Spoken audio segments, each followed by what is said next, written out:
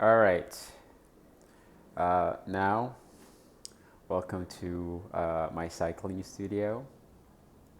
And this is where I do a lot of bike service. This is like something I've been doing since I was, 15 years old. But as a business for about 9 years or so. But I've reset and restarted my studio business here. And one tip I want to share, basically, I'm just gonna share advices and some like cool tricks I've learned over the years that can help you perform and have a safe bicycle as a whole. Excuse me, there's a lot of allergies here. Spring is here. And basically what I want to go over is how do we how do I like check over a bicycle, and it's pretty like straightforward, but like this is something you could do at home, and some of it like you can probably address at home. um, if you have some mechanical skills, and some just know not to mess with and take it to an expert that can actually address the problem, right? Every time I get a bike in, no matter how like no matter how like clean or like nice it is, I pretty much go through the same procedure. And to keep it simple, I start from the front and go towards the back. And today I'm working with Cervelo S5. Um, it's like one of my favorite bikes. I actually used to have the same color bike, but it's not mine, I promise. And so basically, like, really, like when I say front, um, um, like I'm like literally starting at tip of the bike, and that's a tire. With the tire, what I look for is basically obviously wear, and just like even like not just wear, but like a lot of times, even brand new tires kind of you get cut, and like you might not be aware of, but this is something you should check pretty much like honestly like before every ride. Make sure your tire is solid. Um, Make sure it's like you know there isn't anything that can cause potential problems on it. Obviously, you'll learn what that is as we go. But with tires, you want it like to be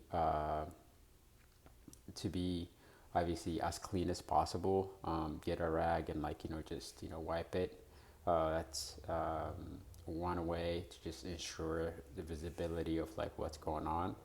Second is just like how basically if you want like if you focus on the center point here, and if this is like flat, you can see like there's like a little flat section here.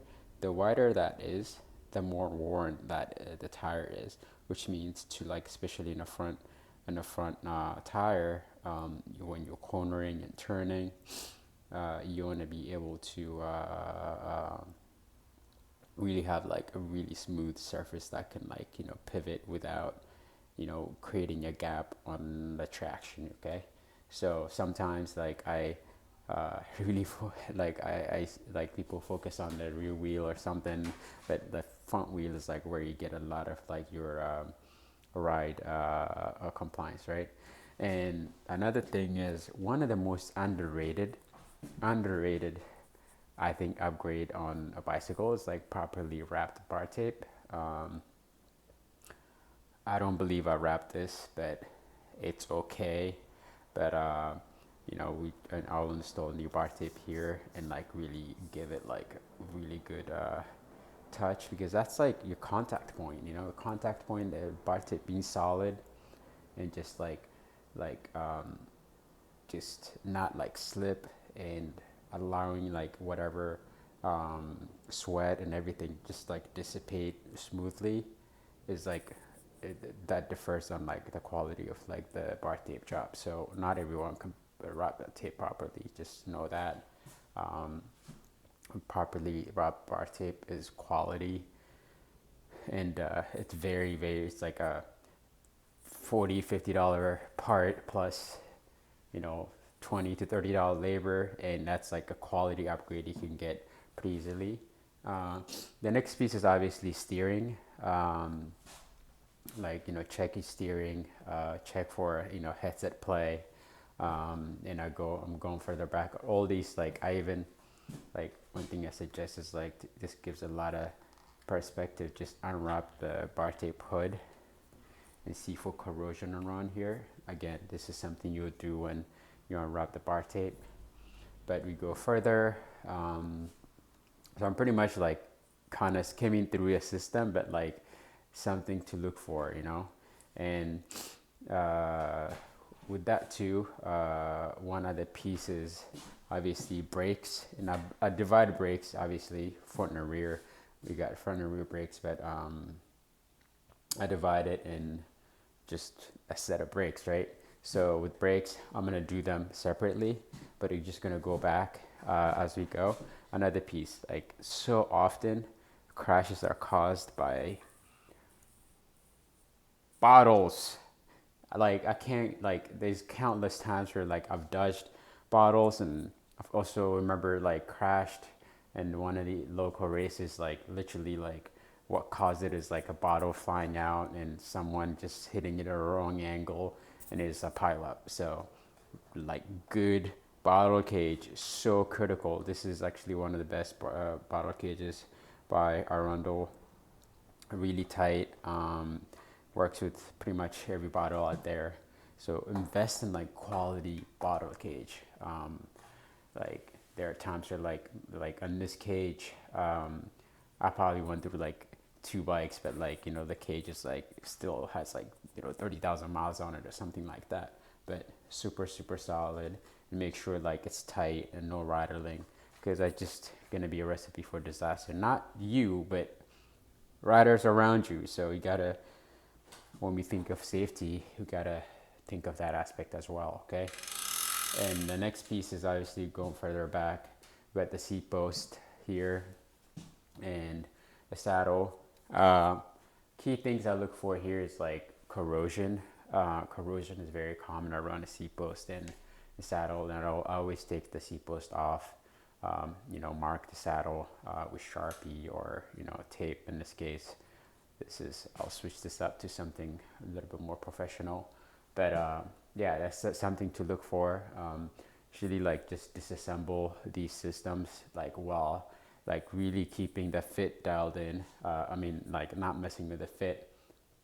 That's something, again, like we could go further in as I go. And yeah, corrosion cleaning, critical here. Then the next piece is obviously the most technical part, is the derailleurs and the shifting. Shifting, you know, adjustment is pretty straightforward for mechanics like myself, but it really is like getting a feedback from, you know, the client, and understanding if they had any shifting issues or chain drops and everything like that is like really critical. In this case, it's pretty straightforward. This client has done about like 4,500 miles on this drivetrain, so pretty straightforward to just replace the chain and cassette. Again, they seek performance, so you can, you know, we're just trying to like dial it in and get it ready for a season. And just with this, like I'm replacing the chain and cassette, but like, you know, cleaning your drivetrain. So this is pretty much like, I would say this needs cleaning, and yeah, obviously tuning. The tuning part is pretty technical, in my opinion. Each bike kind of has like its own little, you know, characteristics that you gotta work with. And as I worked on these bikes, then I kind of have, understood, learned a lot of tricks here and there. And the next big piece, one of the most underrated bicycle systems, is the bottom bracket. Bottom bracket is obviously in the crank here. I'll take the crank out pretty much on every service tune I do. And if it needs to be replaced, replace. In this case, and it has a very nice ceramic speed bottom bracket.